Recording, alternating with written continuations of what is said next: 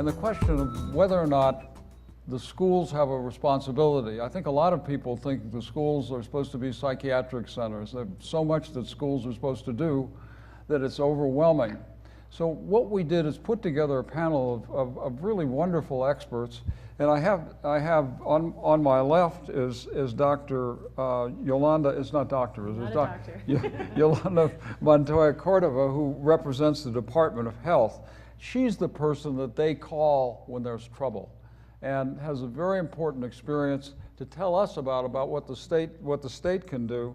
And Leslie Kelly is the person with boots on the ground. She's the head of all the counselors at APS and really has a remarkable job. And I'm not sure, we'll learn more about what APS has, but it is an amazing job and brings to us a wealth of information. And Monica Armenta, who's an old friend and broadcaster, is the head of communications for APS and has had to deal with people like me or actually better reporters that come and hound her for information. So I'm going to start off just really asking Ms. Kelly if you would talk about a situation in which you were called, and then deal with what happens with the school, how they respond to it, and how the state can respond to it. Good evening. I'm the head of counseling, the director of counseling for Albuquerque Public Schools, and so I co-supervise all the school counselors and all the mental health programs that are in the public schools. And calling it a remarkable job is what I'm going to start calling it, because I have other adjectives some days. But we have some really great policies and procedures in place in the Albuquerque Public Schools, and I was talking a little bit with Dr. Ramo earlier, that we have in my office is a safety resource counselor whose primary job is to help school administrators and school officials when something bad happens in a school to determine whether we need a response or not. And we have a district stress management response team, we call them a DSMART team, and they're all school employees, mostly counselors and social workers that have been specially trained by Ms. Reed. She heads the team. We work with School Messenger, which is a calling system that Monica will probably talk about later. But when there's an incident at school, the site administrator is the one who determines the level of action. So if it's a staff death, a student suicide, a serious incident that affects the majority of the school population, we often get the call, and then we send the crisis team in, and they go in and help go and really take over and help the staff, the students, the administration, and they know exactly what to do and how to set it all up. So now, that how many counselors do you have? On the DSMART team, well, in the public school system, we have about 200. And then those who are specially trained who volunteer on top of their regular jobs to be part of the team, right now there's probably between 20 and 30.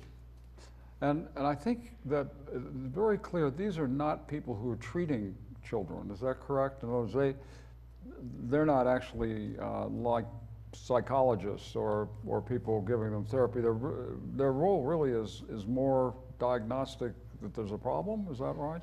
Well, many of the school counselors have mental health licenses, but their role in the school is as a school counselor. It's a very clear role, and although they may provide a lot of therapeutic interventions, they do not provide therapy for students. We have school-based health centers that Yolanda can talk about. We work with outside providers that come into the schools, and so they do a lot of triaging, I should say. Right, and so they're really diagnosticians. They're saying there's a problem. And Monica, when they call you, let's say that they've identified a problem and you come into it. Tell me how you respond to a crisis. Let's say you have a potential suicide or there's a Roswell problem. Where do you go from that? Sure. Let me set the stage a little bit if I can. Albuquerque Public Schools has about 142 schools, 89,000 students, 14,000 employees. So the frequency of some of these calls is greater than you might imagine, though there's a very cautious line that we walk all the time in making sure that we are responsive, but at the same time that we can be as thorough as possible so that we don't leave people unnecessarily living in this state of crisis or fear that really, in reality, doesn't exist. That's not to say that we don't have crisis, we don't have trauma. Of course we do. It's just maybe, given the numbers, quite honestly, in my opinion, after being with APS 9 years, not as terrible as most people might think. If I can, Dr. Ramo, I'll maybe talk by example. So September 10th of 2012, I'm notified anytime something happens, the first few calls go out to APS police, the superintendent, Leslie's team, and myself. At that point, there's almost always an immediate meeting. How are we going to handle this? What do we do?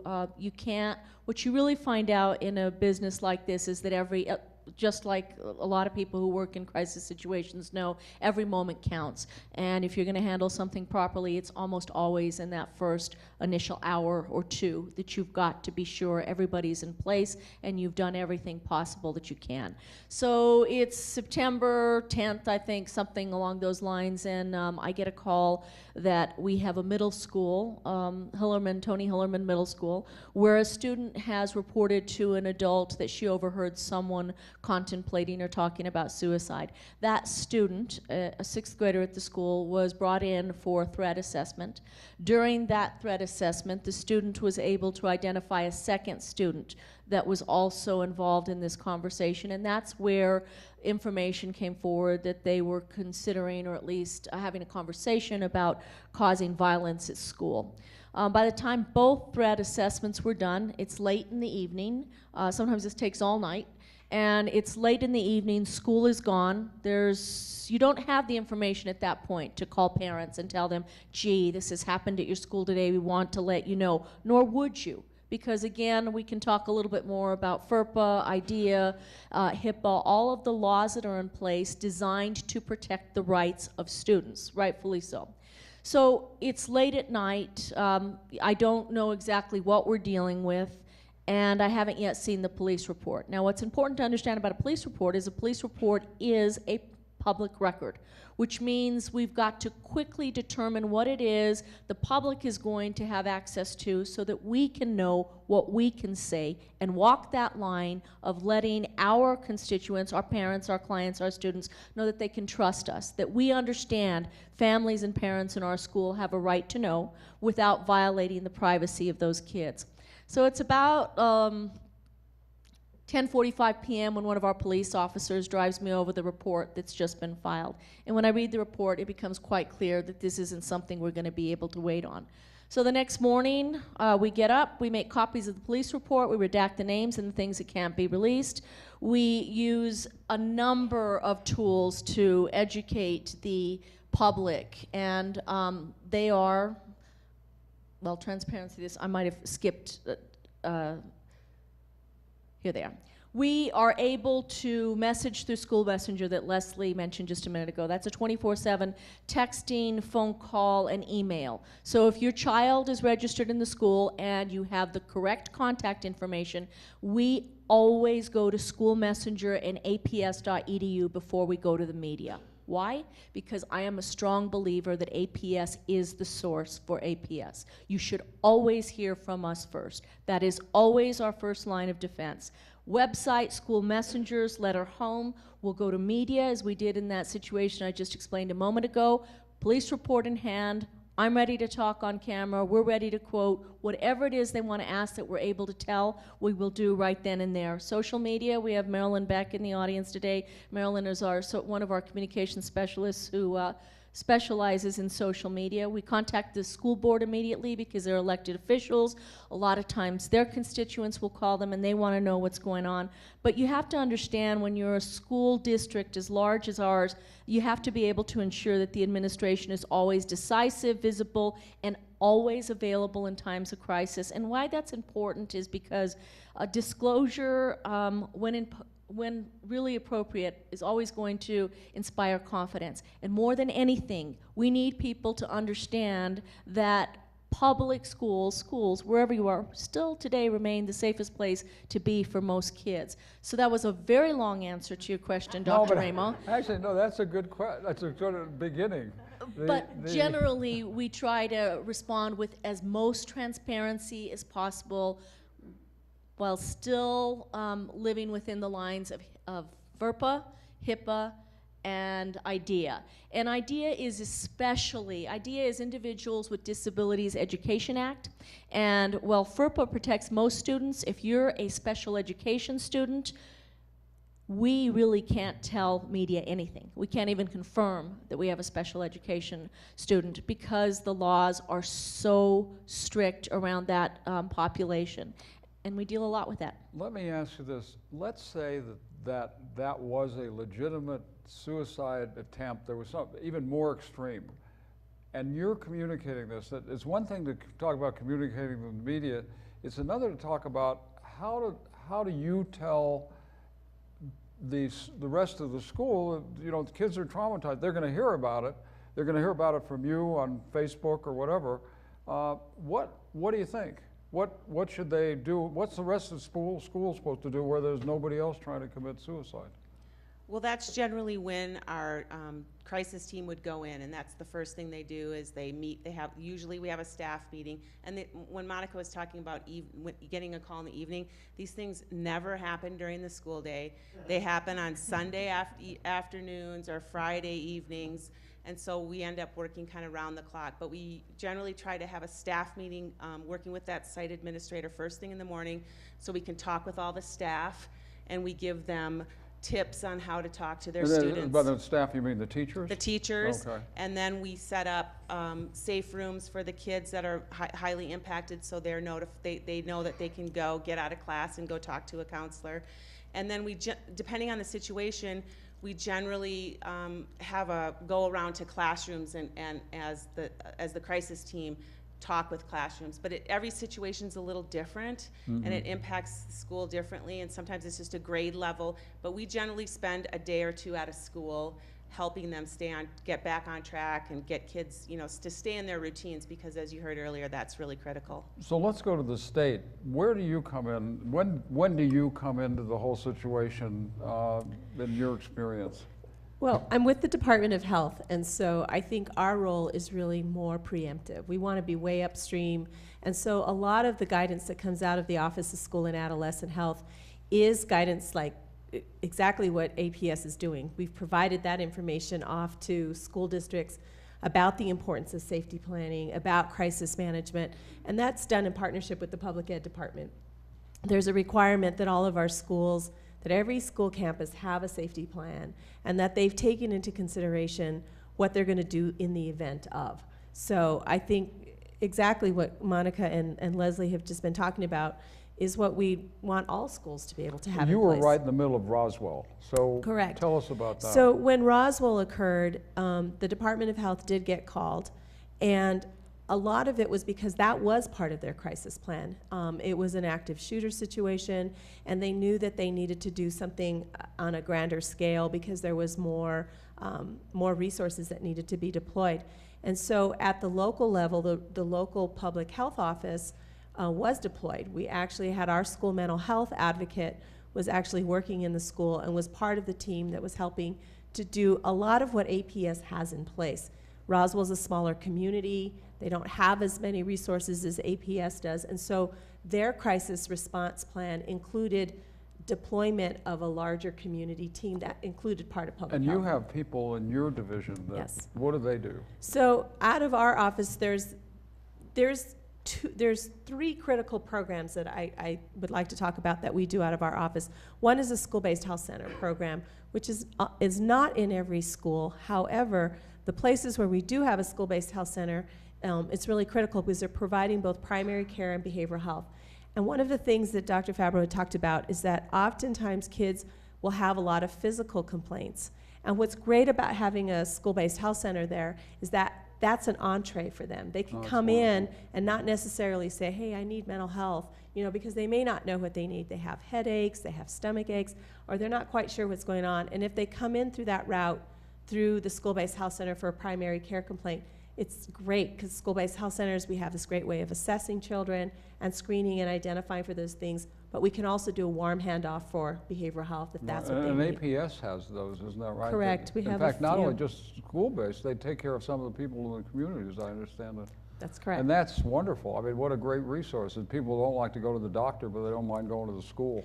Well, we definitely have seen that children love coming to a school-based health center for mental health especially. I mean, that the compliance rate with that and the follow-through with that is... you say you have 2 other areas that you're... So there's 2 other areas. One is school nursing. I don't want to forget about the role of school nurses. There is a school nurse, you know, we have 450 plus school nurses statewide, and there are school nurses that are covering several schools. There's health assistants, but the role of the school nurse is also critical because they become a touch point also for identifying children that are in trouble, because oftentimes that's also another place where kids will come in first.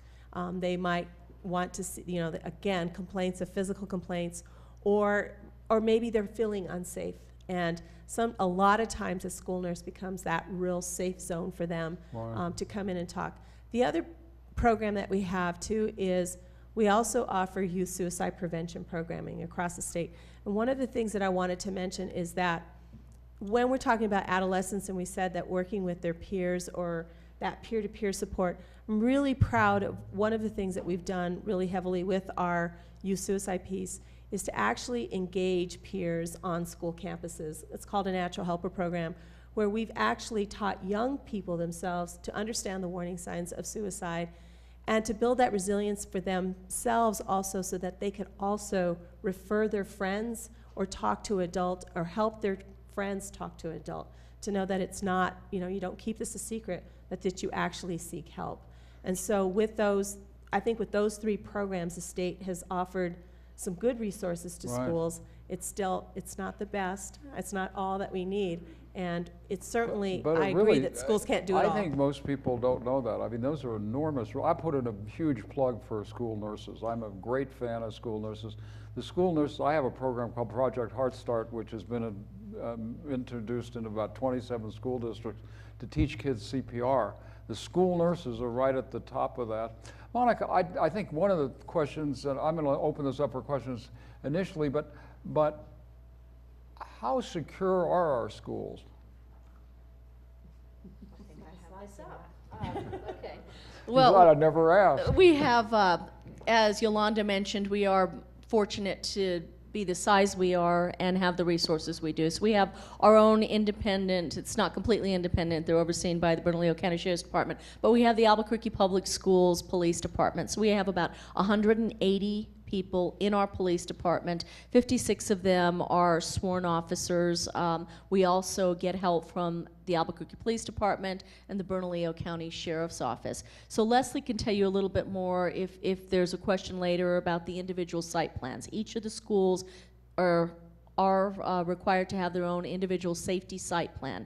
Now, Homeland Security and other agencies prohibit us from going into great length about what these plans entail, and it only makes sense if you think about it. So there's not a lot we can say about those except to let you know that there are drills, they're in place, they're practiced. We try to stay as current as we can with all of that. We have our own police department. We do regular lockdowns. We really don't need to do regular lockdowns though, because APD calls a lot of them. We had 56 lockdowns in the schools last year. So you know, when there's some activity in the area and police feel that it's in our best interest to stay put, they will let us know. We have the support of our counselors. We have social workers.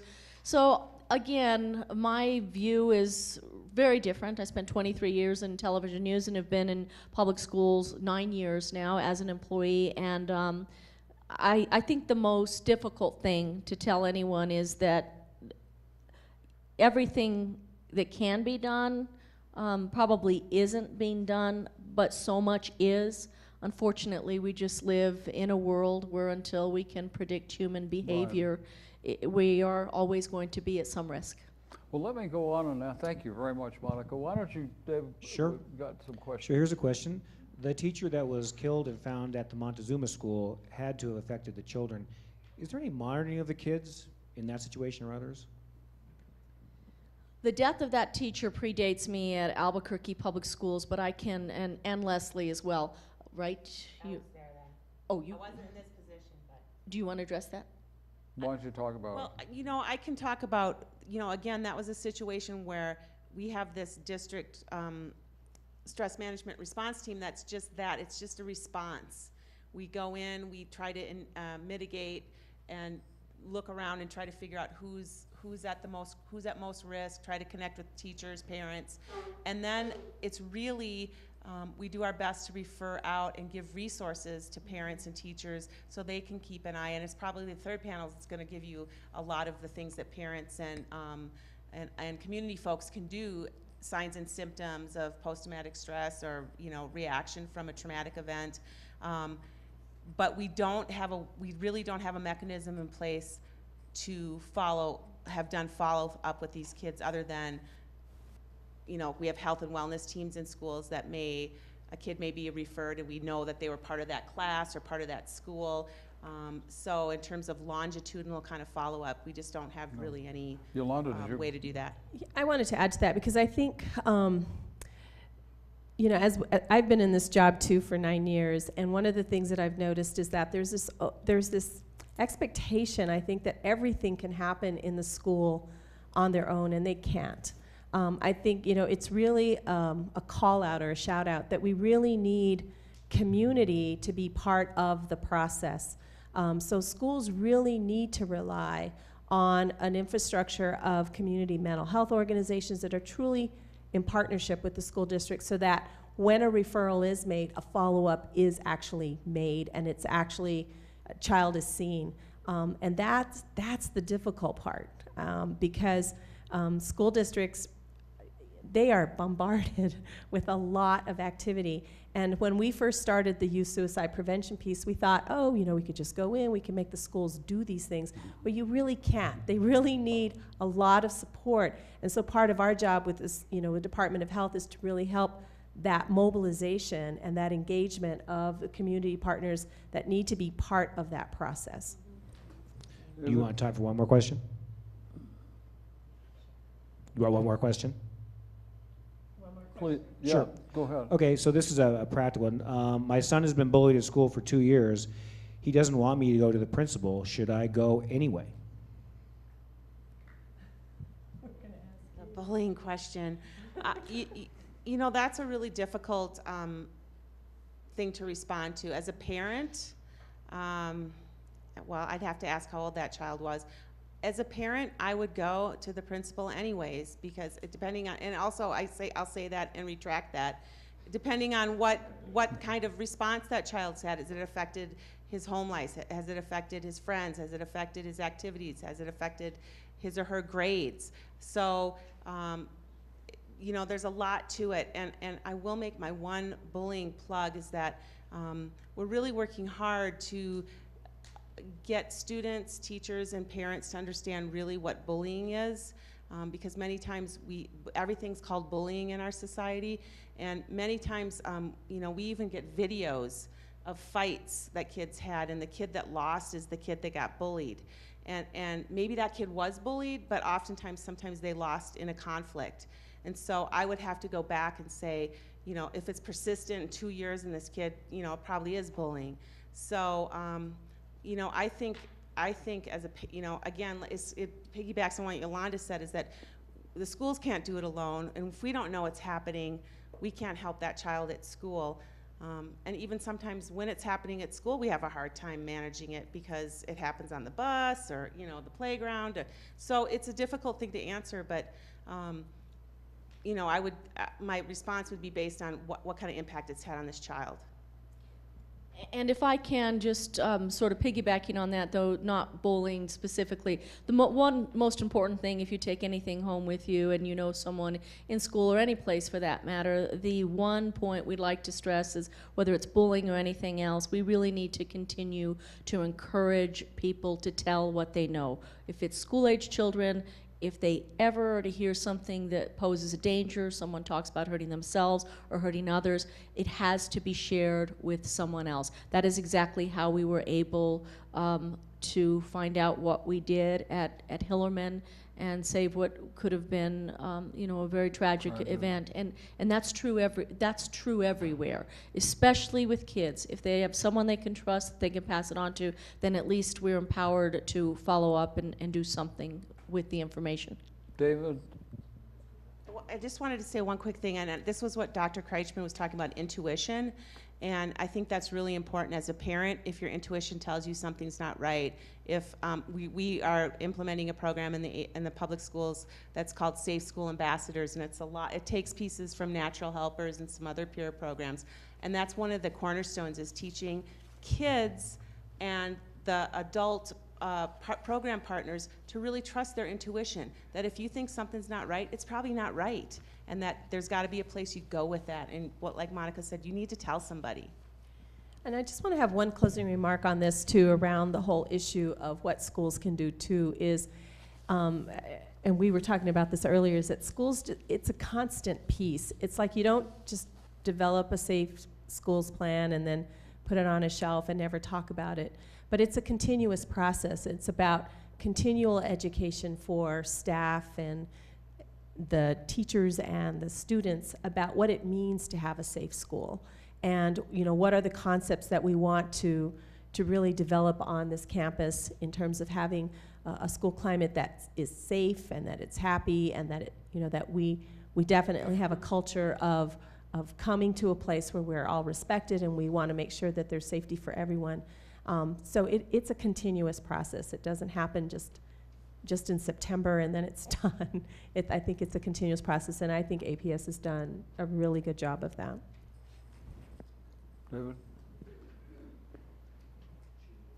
David? I think we can take 2 more questions. Let's see. Now I put me on the spot because I put them down. Let's see. Here's the last actually question. Do some schools have therapists that offer services in the school? We have contracts, APS has contracts with many community mental health providers, and more of the schools than have community mental health providers that provide services in those schools than don't.